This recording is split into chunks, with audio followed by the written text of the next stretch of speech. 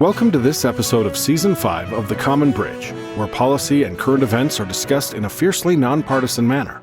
The host, Richard Helppie, is a philanthropist, entrepreneur, and political analyst who has reached over 4 million listeners, viewers, and readers around the world.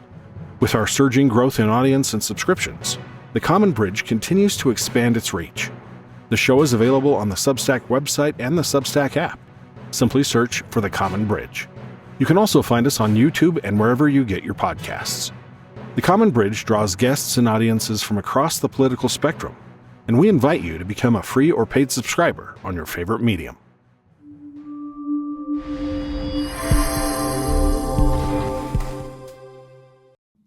Hello, welcome to The Common Bridge. I'm your host, Rich Helppie. And today we're going to talk about a serious topic that affects everybody because ultimately we're all patients in the healthcare system. And the healthcare system is ever dependent on computers and on interconnectivity. And there's been some big events in the news lately about cyber criminals attacking healthcare. And today with us, the Chief Executive Officer of Fortified Health Security. We welcome back to The Common Bridge, my friend, Dan Dodson. Dan, it's really good to see you. Hey, Rich, great to see you. And thanks for having me back. Really appreciate it. Yeah, in full disclosure, at one time I was affiliated with the Fortified Health Security Group, have not been now since 2020. So we're bringing you a straight up news reporting, and Dan is the best expert I know about cybersecurity in the healthcare space.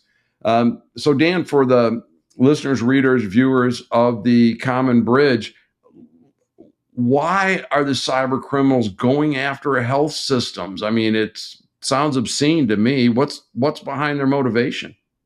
Yeah, excellent question, Rich, and something that we talk about often, obviously. And you got to think about what we call as adversarial intent, right? What's the intent of the bad guys? Why do they target certain industries or certain people or certain organizations? And at the end of the day, it comes down to money, right? These very complex, very sophisticated adversaries are trying to monetize the work that they're putting in, right? And so they're going to try to attack organizations and segments that have the fastest path to revenue for them, which is likelihood to pay ransoms primarily. And so, unfortunately, Rich, you mentioned a little bit on the opening, the interconnectivity, the number of applications, some of the nuances we have in healthcare make them susceptible for attacks. And so that's one of the reasons why they're targeted. The second reason is the data is so valuable, right? I mean, think about it. When you get, hacked in your Target account, right? And you got to replace your credit card. Well, you can easily do that, right? It's a pain in the neck and nobody wants to do it, but you can do it.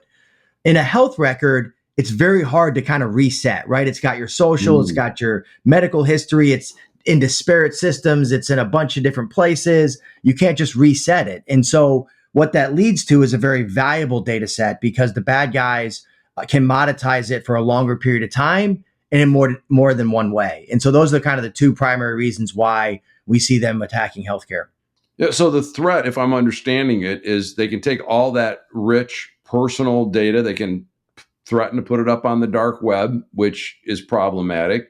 And they can tell people you can't have that. And they're going to say, wait a minute, I was counting on that healthcare portal to let me understand my longitudinal history.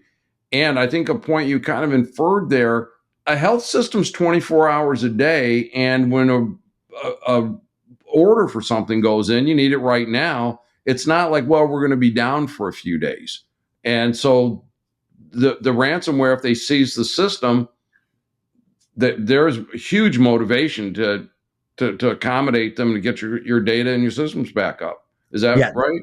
That's exactly right. I mean, if you think about it, healthcare organizations exist to deliver care in the communities that they serve, right? And so whenever there's an outage, whether it's cyber or any outage to that matter, they have to work very quickly to get systems back online so that they can execute their mission, which is take care of patients in their communities. And so there's that forcing function that really puts a lot of pressure on the organization to rectify any situation, including cyber, if it's going to impact patient care. And so that's not present in a bunch of other industries as much as it is in healthcare. So in a modern health system where you've got interconnected hospitals, physicians, diagnostic sites, and in patient portals, is there a backup plan? Like most of those people that are working in the health systems today grew up in the age of automation and digitization. If they don't have a computer system, can they do diagnostics and treatment? Yeah, it becomes very difficult, Rich. I mean, you think about anything that's complex, it typically relies heavily on diagnostics, to your point, laboratory tests, radiology tests, et cetera.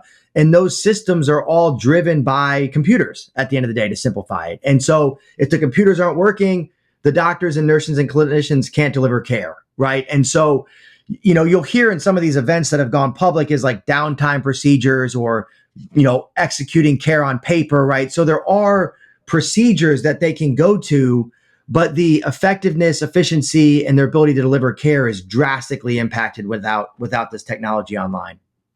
Now with ransomware, which we've talked about on this show before, the bad actors, they infiltrate a system, they infiltrate the backups. Have they gotten to the point where they're, infiltrating, let's say, the main administrative system, and then they get over into the laboratory system and the radiology system and the pharmacy system and the dietary system? So before they demand the ransom, that they're everywhere. What's going on? And if you want to cite some of these case studies we've seen lately, like Change Healthcare and Ascension, I know people are really interested in that.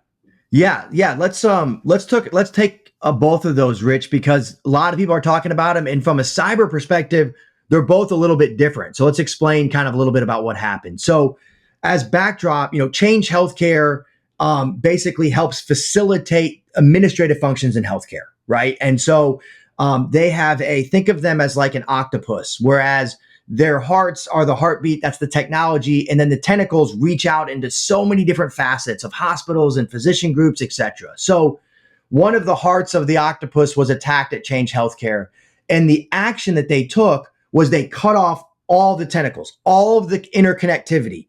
And so what ended up happening at the end point where patients actually engage is they couldn't get care, they couldn't get bills, they couldn't get prior authorizations because they were cut off.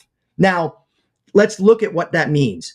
If they hadn't have cut off the connectivity, if Change hadn't have done that, then at the end of each of those tentacles, there could have been a cyber event.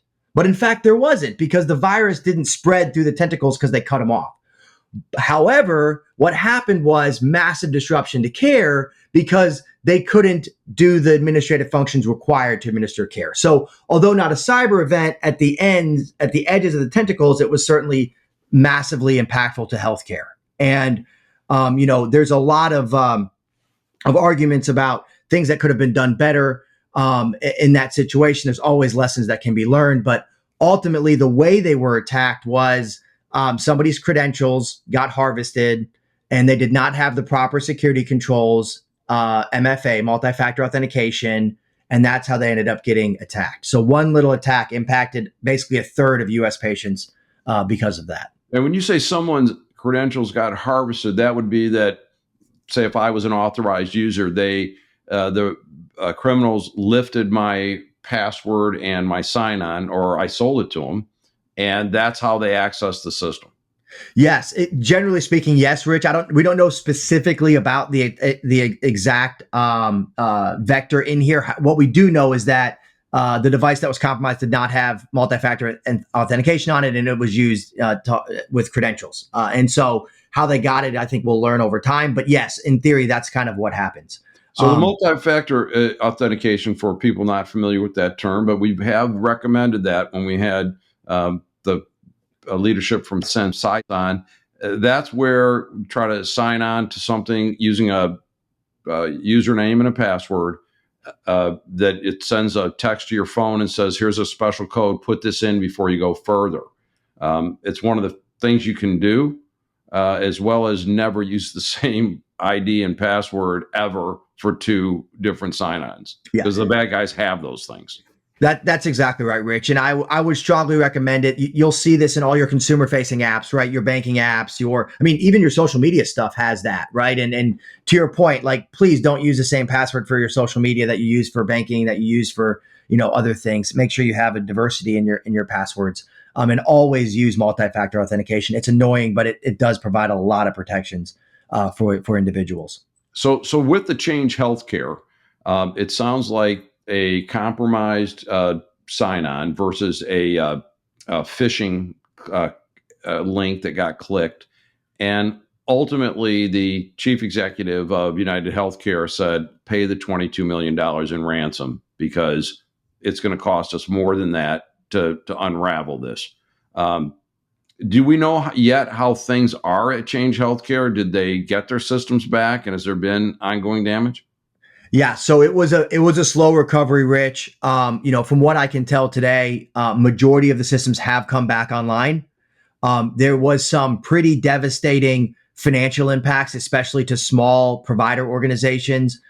They've tried to put some loan programs in place, et cetera, to help it out. It was from a healthcare perspective, it was largely an administrative and rev cycle and cash flow problem to the physicians and clinicians. I'm not downplaying it. It was impactful for sure. And then as recently as this week, they've started to come out with what type of information was extracted. And it turns out that there was a lot of sensitive information that has been, stolen from the systems, unfortunately. Man. So when these cyber criminals get in there, so at my healthcare provider, they've got, of course, our insurance information, which is monetizable. They have a credit card for the private pay, which is monetizable. They have every detail about the family's health care, who all your providers are. And for some people that would make a big difference because they want to keep certain things more private. So the threat is real, and that data I can see is very, very valuable. What do we know about the attack on Ascension Healthcare? What happened there, and do we know where that stands today?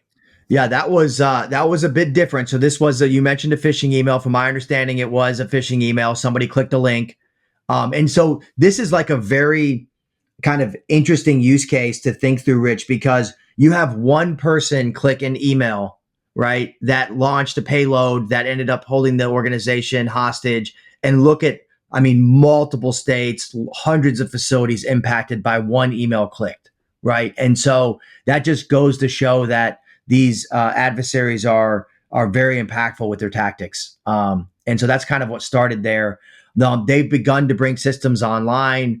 From what we can tell, there's probably, as you mentioned also earlier, backups were probably impacted, which is what's taking so long for the systems to come back online. But ultimately, this will be a massive impact, to that organization, but also to the patients that they serve. Yeah, and we know that a lot of these cyber criminal organizations are in hostile countries, China, Russia, Iran, to be specific. And so that using some kind of enforcement, international, criminal prosecution is really difficult. So it seems that if you are a victim of ransomware, basically you should be insured for it and pay the ransom.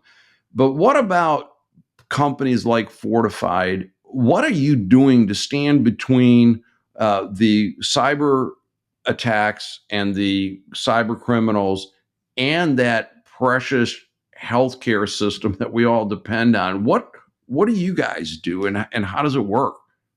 Yeah, excellent question, Rich. I think one of the things that, if you think about just building a defense in depth strategy against these adversaries, you've got to look at, as I mentioned earlier, healthcare, their mission is to take care of patients, right? And so they're not equipped to handle the cyber pressures of today's environment, right? And so there's opportunities to partner with organizations like Fortified, where we can come in and put in state-of-the-art technology, monitor it 24/7 for them, and make sure that in the event that somebody attacks their organization, you want to limit the radius, the impact of that organization, right? Because every organization is being attacked all the time. So how do we build a strategy that puts you in a best position to limit the likelihood and then the impact if an event happens. And that's really what Fortify does. And, healthcare does not have the resources that other organizations have of similar size and scale. And they certainly don't have the expertise from a cyber perspective. So creating partnerships with MSSPs like Fortify just makes a ton of sense rather than trying to do it on your own. What is an MSSP? Managed security services provider. Sorry, it's a third party managed services company focused in cybersecurity.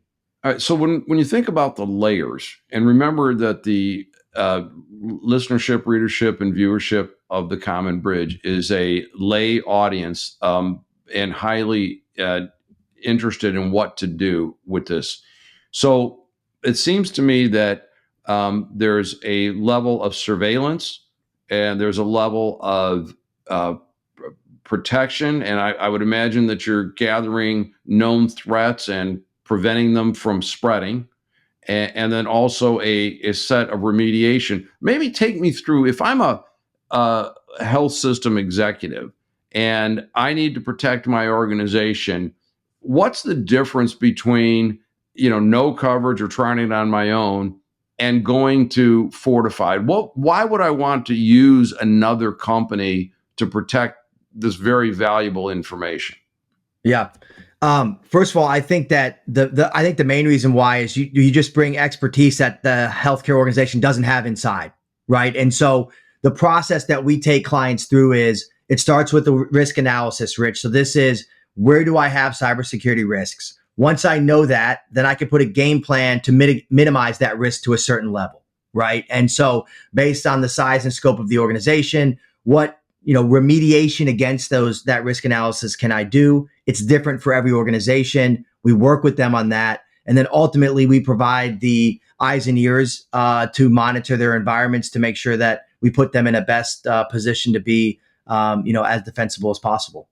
So if you're, and I've been in your security operations center, it's been a long time, but one thing I was impressed with is that you actually could see the threats coming from Eastern Europe, from South and Central America, and from elsewhere. I would imagine that's something that your average healthcare provider couldn't do on their own.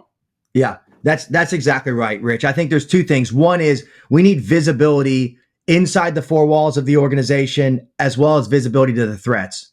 And then most importantly, we have to put in, how do we respond to those threats? Right? Like, what do I need to, because of the attack landscape, what do I need to be doing differently? Right. And that is a constantly evolving, situation. Right. And so how do we make sure that we're not, chasing the shiny red dot that's not going to actually lower risk, and making sure that we're prioritizing it within the constraints that we have as an organization. And so it's a very complex, and it takes a village to be able to understand, where to put the resources that we do have. I see. And how often have you seen it in your practice where, despite the surveillance and despite the barriers that you put up, that a cyber threat does penetrate? And what does it take to fix it, given that my understanding is these cyber criminals now are putting their malware inside the backup systems too? You can't just stop and recover and go on. They've already planted it there for weeks or months. Yeah, I think that the biggest thing to think about, Rich, is how have I deployed the technologies in my environment to provide the protections? Like even the CEO you mentioned earlier of United, like they had a policy to put multi-factor authentication on there. They didn't have it on there. That would have prevented it, or was more likely to prevent it.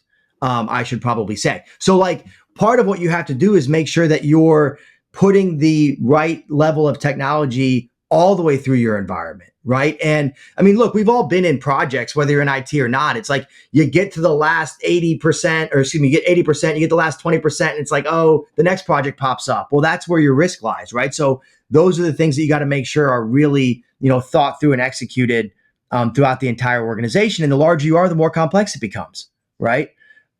And I've heard and you'll have to help me with the term of art about a air gap or air link that basically disconnect some of your systems and feed them a different way. What's that about?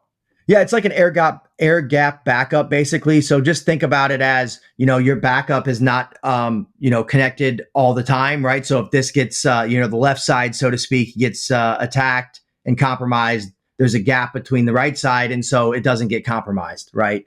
And so there's ways to put in those types of controls for sure.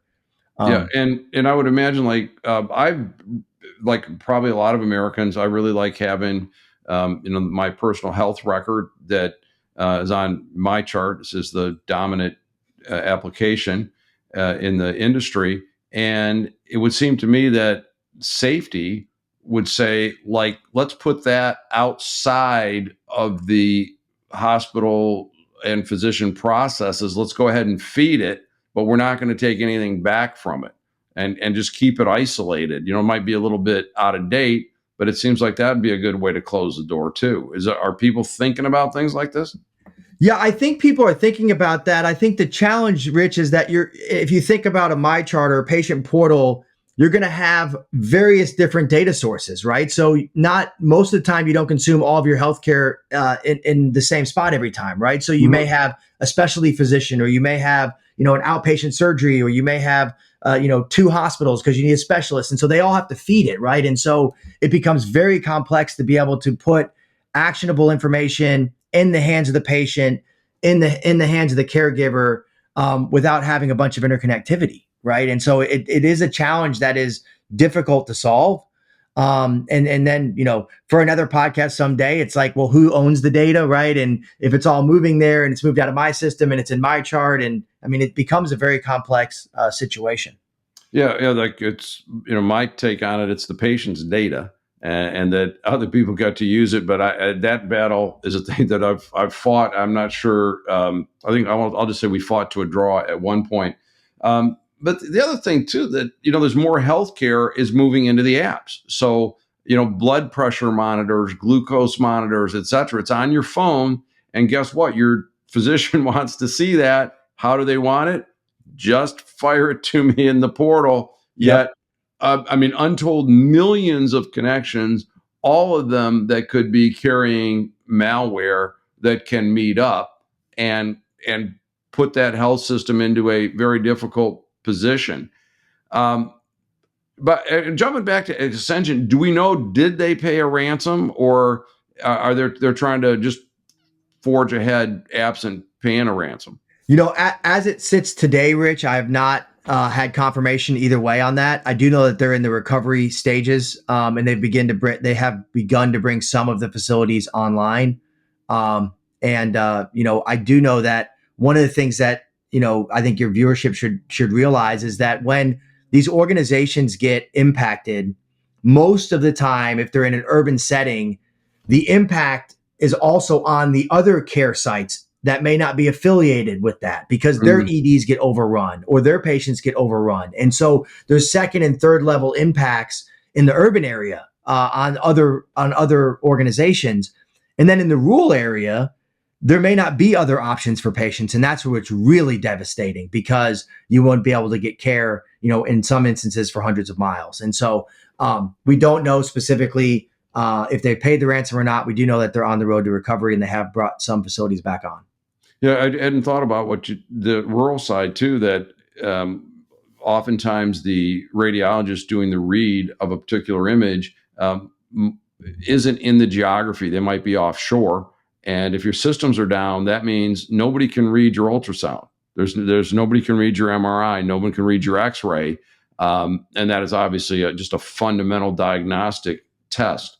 Dan, as you look at this industry, well, let me before I go there, I'm going to just try to imagine myself. I'm the chief executive of, let's just say, a mid-sized $3 billion health system, and I go to my board and I say, we are victims of a ransomware attack, and the ransomware provider, a ransomware criminal wants $50 million, or they're not going to give us the keys to turn our systems back on. I'm imagining standing at that board, and having been on those boards, the first question would be, how'd you let this happen?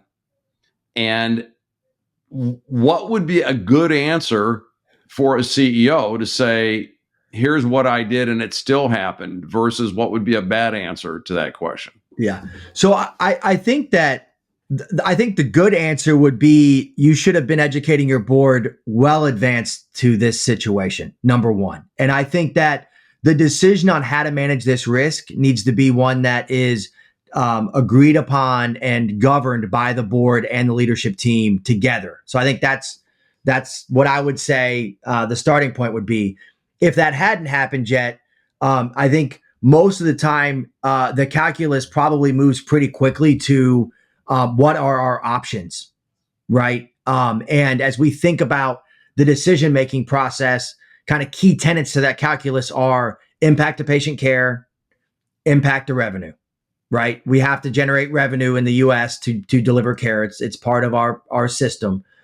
So how fast can we get the systems back online? Are we more likely going to be able to get them online faster if we pay the ransom, if we don't? I think that's kind of the discussion that ends up happening really quickly. More so than, how did this happen? I'm sure people feel that, and that's like the knee jerk, Rich, but we see it quickly move into like, okay, what are our actual realistic options that we can go get back online? Yeah. And one of those might be, we prepared for this and we're insured. Well, let me phrase it a different way, other than how did this happen, would be anytime you have a adverse event, you want to get together and go, okay, how can we prevent this from happening again? And what would be a good answer from a chief executive to their board at that time? Like, yeah, all right, they got in this time, it hit our insurance carrier or it hit us for a big payday, but we're back up. The next question I would be, what are we doing to prevent it from happening again? Yeah. Typically what we see, Rich, is a significant increase in cybersecurity spending post-event. After this already happened. After it's already happened. And it's a situation I wish wasn't present, but if you think about it prior to the event, every dollar that's put into a non-revenue generating or non-clinical care, generating environment is heavily scrutinized, right? These organizations are running on grocery store margin budgets. If you take your $3 billion example of revenue, net patient revenue, versus a $3 billion business that's not in healthcare, the amount of money that they spend on cybersecurity and the amount of individuals that they have on the team is drastically different. In some instances, it's like 10% of what you would see, right? And so they're just clearly not putting the right level of capital by it. The other thing that I would say is that, healthcare deploys capital really based on three things, two of which I mentioned: patient care, revenue, and regulation. Right. So think about how star ratings and quality metrics have moved the needle in various different aspects of healthcare. We can argue if they moved it the right way, but it moved it, right? There is no minimal standard required of these organizations. And I will tell you, if you were to ask me what's the biggest thing happening right now in healthcare, there's a massive, massive move to create a minimal standard with a carrot and a stick. And the Biden administration, this has actually started during the Trump administration. Biden administration carried it forward. There's a lot of thought that regardless of what happens in November, it's going to continue to be there. There has to be some requirements and some funding to support those requirements for organizations. And so I think that'll be the biggest outcome of the two events that we talked about today. That's really good to hear, because sometimes that's what it takes is if people won't do the sensible thing, they have to be regulated into doing it. Dan, to that end, is the responsibility going to lie with the health systems, or is it going to be with the technology providers like Epic Systems, Oracle's now Cerner, or any of the other technology providers? Do they have a regulation requirement that they need to meet to help their customers avoid a cyber attack? Yeah, I think it's a shared responsibility, Rich. And I will actually tell you I think the number one pushback, especially coming out of the AHA, relative to the conversations happening about the regulatory landscape is it's only 50% of the equation is the healthcare providers. What about all these other third parties, right? You mentioned some of them, but there's hundreds of them, big and small. What's their role in this? And then you add another dynamic with the medical device manufacturers, right? Like there are so many different aspects and areas within the healthcare ecosystem that could be impacted by a cyber event.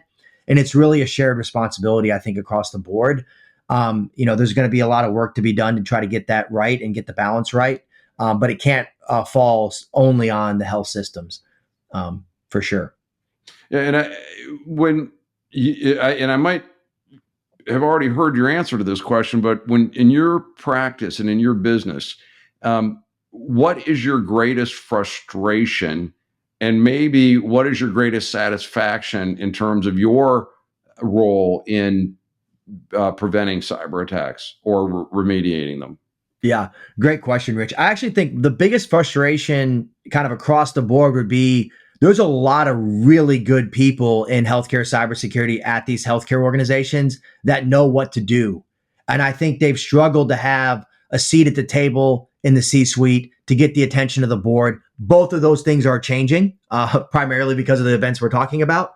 But they know what to do. They need the funding and the support to be able to do that. Right. And so one of the things that makes me very happy is when we're able to partner with those individuals to help them further their cybersecurity program by giving them the intelligence and the information that they need about the landscape so that they can better educate the C-suite and the board and get more funding so that they can protect, the patients in the communities that they serve. And so when we're able to do that, it's really special. And we appreciate and are honored to be able to do that. So they're leveraging your investment instead of trying to do a one-off roll your own, and they're creating something for their health system, riding on the backs of the investment that you make and continue to make. That's exactly right. And I think we try to help organizations think through, when you talk about educating C-suite and boards, you need to put this information in the same way that they're used to receiving information, right? I mean, look, they know how to manage risk. They do that all the time. Clinical risk, do I open a facility risk, financial risk, like all these things. So we just got to couch it in the same way that they are used to receiving information and ultimately making decisions. And so we try to help them do that so that they can, gain the appropriate funding and support they need to protect the patients. So Dan, I would imagine someplace on your desk there's a crystal ball that you can gaze into the future. If not, I'm going to ask you to use your imagination a little bit. When I think about 5G, the Internet of Things, artificial intelligence, and this growing, is there ever going to be a day where we're not constantly facing cybersecurity threats, and particularly ransomware? Is there a way to defeat this thing? Yeah, I wish I could tell you, Rich, that there was a way to defeat it. I think that this is something that's going to persist for a long period of time. I think the threats will evolve and change. I mean, think about it this way. Years ago, we used to laugh when we got the email that there was a prince or princess that wanted to give you $1 million, right? You didn't fall for that. Now that same attack vector is impersonating your CEO or your CFO or your chief nursing officer. Like you can't tell the difference. Like that's the same attack vector, but boy, look how it's matured over time, if you will. I think the adversaries are going to continue to do that, unfortunately. And so again, I think that the whole notion of understanding where the risk lies and minimizing it to an acceptable level is going to be a game that we're going to be playing for a really long time. Yeah. And it's going to get more sophisticated with the fake imagery and video that can be made. But yeah, we both have experienced situations where it looked like the chief operating officer was saying, hey, I need to get a report run with everybody's social security numbers and rate of pay. Yep. And it looks just like that, but there's one little letter off someplace and people are busy and they send out that data. Yep. So I guess maybe one of the watchwords is slow down, be skeptical, be cynical, pick up the phone, make that call. Is this you? Yep. And, I've seen some pretty clever things, just, trying to pay a lawn care person. Someone had intercepted their files and were spoofing all of their invoices. Yeah. It just didn't look right. And I picked up the phone and called them and go, yeah, that their customer files had been breached. Yeah. So Yeah. we ended up not paying them, which was a good thing. Yeah, I think that makes a ton of sense, Rich. It's like, if something doesn't feel right or look normal, normal being how you're typically engaged, be skeptical. To your point, pick up the phone, and look with the newest generation of employees and associates, they're even less likely to pick up the phone, right? I mean, they grew up in the age of phones and texting and the internet. And so sometimes you got to go old school and just confirm with what's going on. So that's a great recommendation, Rich. Okay, great. Dan, as we kind of come to our close today as a expert in the field of cybersecurity, an expert in the cybersecurity for healthcare, out there waging a war against some very sophisticated bad actors, what message do you want the listeners, readers, and viewers of the Common Bridge to hear? Yeah, I would say, Rich, that first and foremost, the vast majority of people in healthcare cybersecurity are trying to do the right things to protect the patients in the communities. There's massive devastation and disappointment and frustration when any of these events happen. Obviously, there's some dynamics that make it more difficult to sometimes do what they want to do. But by and large, these folks are trying to do the best that they can and are bought in. And so I think that the viewers should understand that and recognize that it's a very, very challenging environment out there. And then the second is, I would recommend that everybody be really thoughtful about how they're using technology today and try to protect themselves personally. I think that's really important, and that certainly bleeds into healthcare as it relates to patient portals and stuff like that. But use that MFA as we talked about, and just be skeptical when things don't necessarily seem right. Great. We've been talking today with Dan Dodson. Dan is the chief executive of Fortified Health Security. I believe their website is fortifiedhealthsecurity.com. Look up their case studies. They also put out an annual report, semi-annual report called the Horizon Report. Talks about the latest and greatest in cybersecurity. We all have an interest in this because ultimately we're all patients someday. And with our guest, Dan Dodson, this is your host, Rich Helppie, signing off on the Common Bridge. Thanks for joining us on the Common Bridge. Subscribe to the Common Bridge on Substack.com or use their Substack app, where you can find more interviews, columns, videos, and nonpartisan discussions of the day. Just search for the Common Bridge. You can also find the Common Bridge on Mission Control Radio or your Radio Garden app.